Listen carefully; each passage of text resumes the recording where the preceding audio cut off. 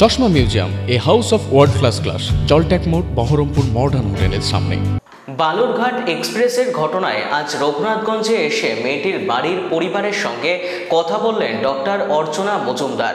গত 5 তারিখ সকাল 9টার সময় বালুরঘাট এক্সপ্রেসে এক কলেজ ছাত্রীর ছবি তোলাকে কেন্দ্র করে ওই ছাত্রীর সঙ্গে বচসা ও মারধরের অভিযোগ ওঠে ওই ছাত্রীর বিরুদ্ধে। এই ঘটনার পরিপ্রেক্ষিতে মেয়েটি আতঙ্কিত। বর্তমানে মেয়েটি ঘরবন্দি বলে জানান পরিবার। কলেজ পরীক্ষা দিতে পারেনি সে, যদিও পুরো বিষয়টি প্রশাসন খতিয়ে দেখছেন। আজ ওই মেয়েটি ও তার পরিবারের সঙ্গে দেখা করে কথা বললেন ডক্টর অর্চনা মজুমদার।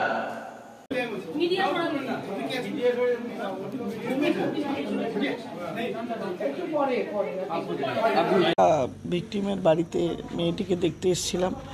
যে ঘটনা ঘটেছে, খুব ছোট মেয়েটি, 18 বছর বয়স, নতুন কলেজে পড়ছে, ফার্স্ট সেমেস্টার। ন্যাচারালি একটা মানে ও কল্পনাও করতে পারে না যে একটা অত বয়স্ক একটা মানুষ উল্টো দিকে বসে গায়ে ঠেলে ঠেলে ঠেলে ঠেলে ও বলছে যে আমি ট্রেনের 3 জনের সিট, আমি সত্যি সত্যি পড়ে যাচ্ছি, তাও আমি ব্যালেন্স করে বসে আছি। কনুই দিয়ে ধাক্কা মেরেছে, ভেতরে গায়ে টাচ লাগছে। ও চেষ্টা করছে যতখানি সম্ভব নিজেকে বাঁচিয়ে চলতে। তারপরে ও কিছুক্ষণ বাদে ঘুমিয়েও পড়েছিল। একটা সময় ও খেয়াল করলো যে ভদ্রলোক মানে ছবি তুলছে। ছবিটা কীভাবে তুলছে, ওনার ফ্রন্ট ক্যামেরাটাকে উনি ঘুরিয়ে ব্যাক ক্যামেরা করেছেন, ইন্টেনশনালি করেছেন।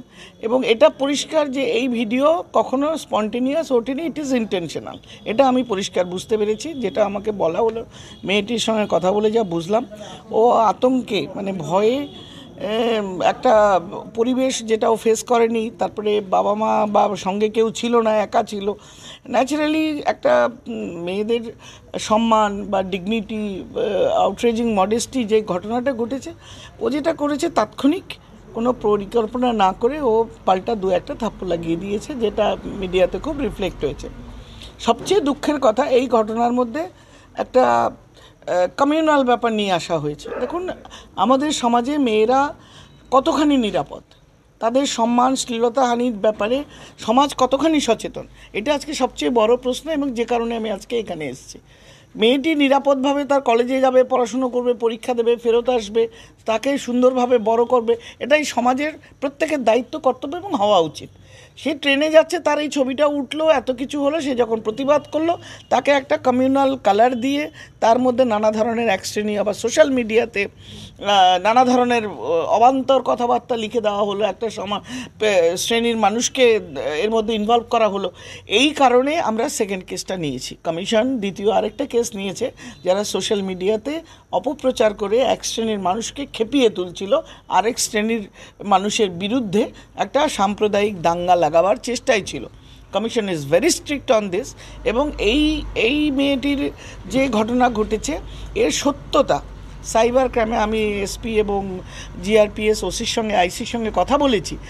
তিনি বলেছেন যে তেনারা আমাদের 72 ঘন্টা টাইম দেওয়া ছিল তার মধ্যে রিপোর্ট পাঠানোর।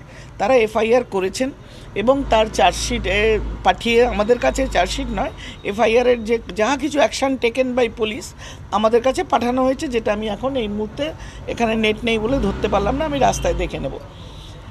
যেই মেয়েটির যে ওপরে ক্রাইমের যে কী সেকশন হচ্ছে, সেটা এখনও আপলোড হয়নি।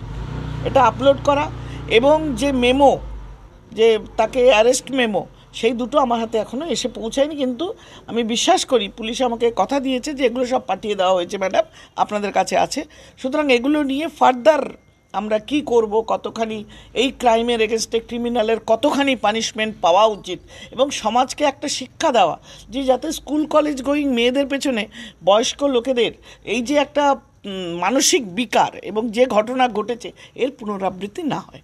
এবং এর জন্য কমিশন অলওয়েজ সবসময় মেয়েদের পাশে, মেয়েদের সাথে, মেয়েদের স্বার্থে, মেয়েদের শালীনতা, সম্মান, তাদের স্বার্থ, তাদের স্বাবলম্বী সব কিছুর জন্য, সেটা আমরা পুলিশকে বলেছি।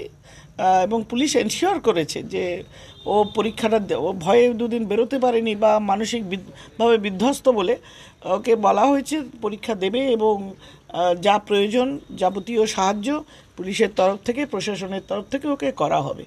আমি বিশ্বাস করি নিশ্চয়ই এই ব্যাপারটা সুন্দরভাবে সমাধান হবে এবং ভবিষ্যতে কোনো মেয়ের ওপর এই ঘটনা আর ঘটবে না।